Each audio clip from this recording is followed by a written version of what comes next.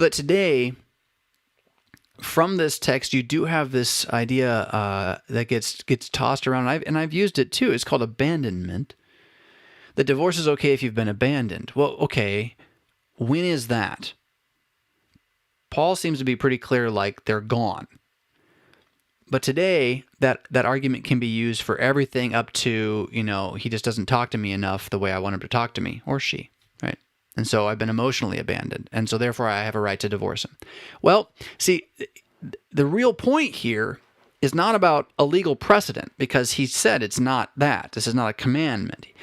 He instead is trying to convince you that if at all possible you can remain in a marriage with somebody, you should do so, whether they're a believer or unbeliever. If at all possible, in every way, that is your goal.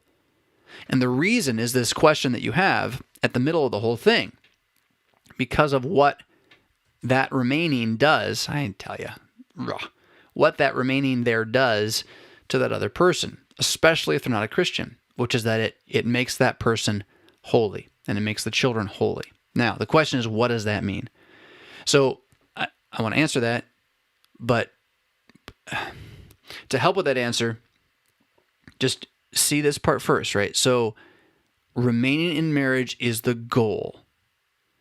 Is it possible that you are abandoned because of your faith or with your... Yes, but remaining in marriage is the goal.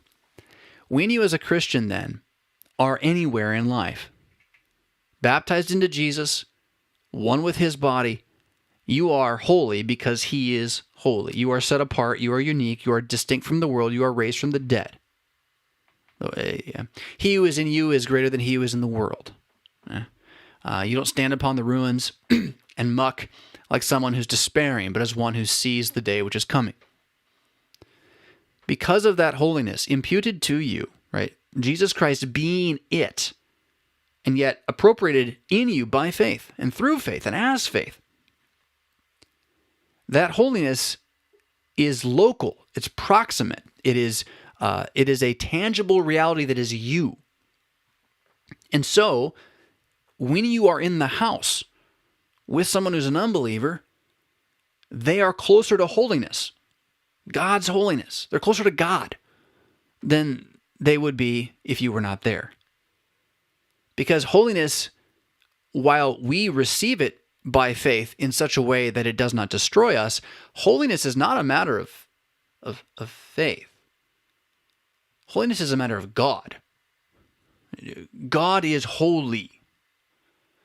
Whether you believe it or not, it doesn't matter. You believe it or not, it doesn't matter. That doesn't matter one whit. And so when the holiness of God comes close to you, it comes close to you. Straight up. Hey, all y'all people down there, I'm on the mountain and I'm holy. And if you touch it, you're going to die. So stay away because I'm actually here. Right? Or, hey guys, this party's been great tonight now that I'm king. How about we pull up some of those implements from that Hebrew temple and get drunk on those while the strippers dance? Oh, look at that ghostly hand over there.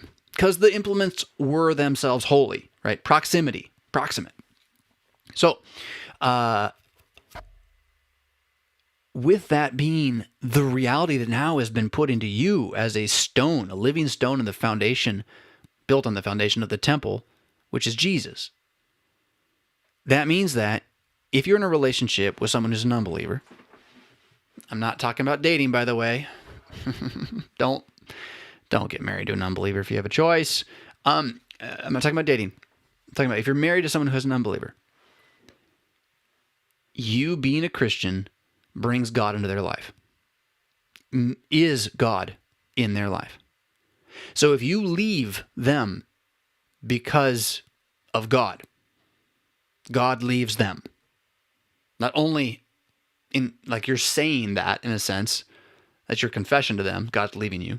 God doesn't care about you, just me, as I leave. But you're actually doing it too, because you were the manifestation of God's face in that place via your connection to Jesus. And you're taking that away. And so his question at the end is kind of the thing, right? So, how do you know whether or not your pious and faithful reliance or waiting or patience within the marriage will not in the end make it so that holiness is now extended to your husband as well, or your wife as well. You don't know. You don't know. You're deciding election for yourself by the divorce. And he's saying, don't do that. Do what all Christians do and suffer the tribulation in faith and hope, seeing the greatest mission you have, the loving care of your spouse who doesn't believe, and the knowledge that you bring holiness into that life with every action and then every word, which then you will confess Christ. That will have the potential for saving them. What this does not mean is that they're saved without faith, or that they're saved just because you're there. And the same goes for the kids. Right? They're not saved just because you're there. They're holy as compared to the rest of the world because the church and the Word of God is there in you. Yeah.